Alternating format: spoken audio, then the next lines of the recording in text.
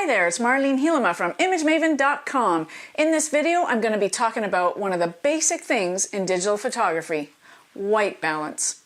And I'm going to pay special attention to the auto white balance settings of the Lumix G9. Let's go.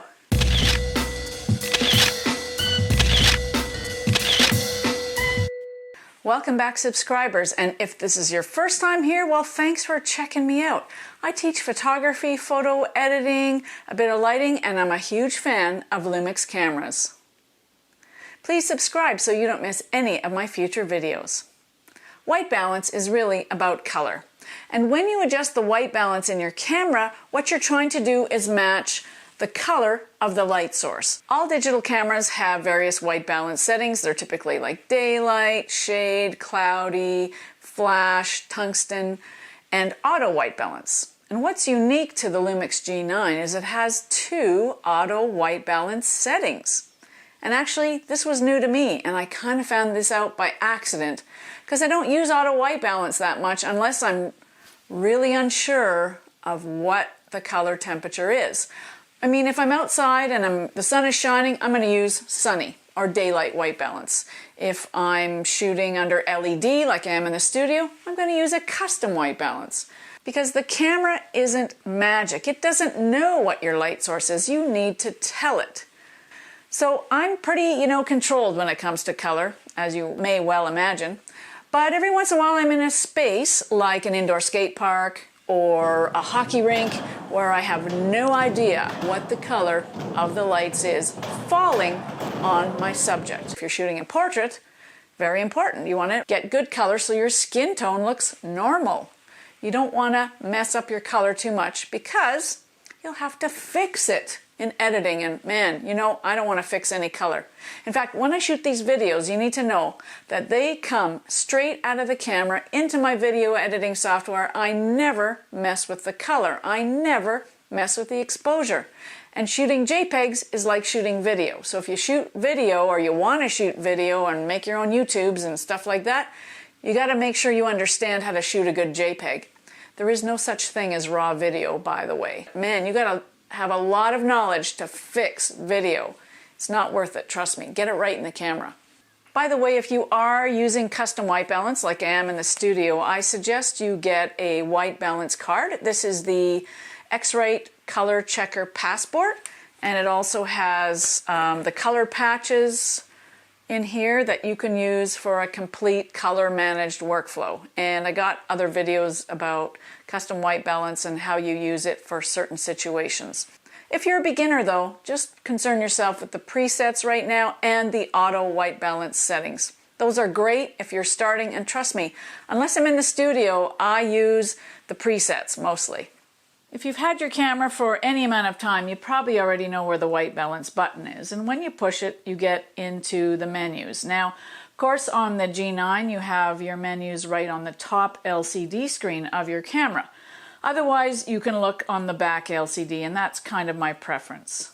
White balance settings, including custom white balance, are only available in program mode, aperture priority mode, shutter priority mode, and the manual modes of the Lumix G9. Okay, let's look at the back of the camera, and here we have our menu is set on daylight right now, and this is cloudy, this is shade, tungsten, and flash, plus we have our custom settings, and we can set degrees Kelvin to the exact desired temperature that we want. Something else you can do in Lumix cameras is you can fine-tune the white balance preset. So here I have it on daylight white balance, and I can adjust the preset. I can go to the warm cool or the amber blue or the tint green magenta, and you can just dial in some changes in there as well. But you got to be careful that you don't mess it up too much. Otherwise, you're going to have to color correct your images after the fact if you forget to change this back to something that is more neutral.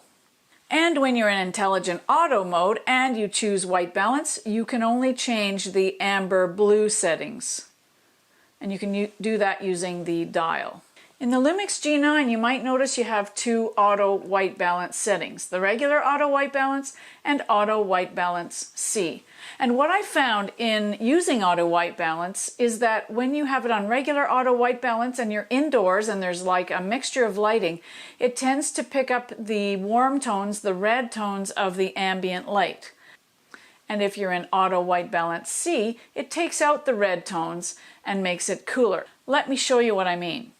Okay, this photo is regular auto white balance, and just look at this area here and look at how warm it is. And this is auto white balance C, so it's not as warm, it's cooler in that area. Let me go back again. Regular auto white balance C. Regular auto white balance, and auto white balance C. Again, the C is cooler. Regular C. So that's something to keep in mind if you're using auto white balance, and it only matters when you're kind of in low light where there's lots of ambient light in your frame as well. Now in some cases this doesn't make much difference. In this case, here's auto white balance and here's auto white balance cool. I can see a little bit of difference. I can notice it right in this area. It's a bit warmer in this area, and I go to the next frame and you can see that it's a bit cooler here. I'm going to cycle through all the white balance. So here's normal auto white balance cool, daylight, overcast, shade, tungsten, and again auto white balance. So you can see that the white balance, if you have it on the wrong setting, you're going to know. But really, I have no idea what the light source is in this case. It's closest to tungsten, but it's really still not that good. Auto did a not too bad job. But again, we're just really not sure in this case. It's very hard to predict the color in some of these situations. You may have to go into your photo editing program and do some adjustments when you're in this sort of a situation where you're not really sure. So if color is super critical, you might have to do a custom white balance using a white balance gray card. So if your subject is critical, like a portrait, then color will be more critical. On a bright sunny day, you're not going to have too much problem using auto white balance in either the regular setting or the cool setting. If there's a lot of clean daylight, it won't change your color that much like it does when you have a lot of ambient light.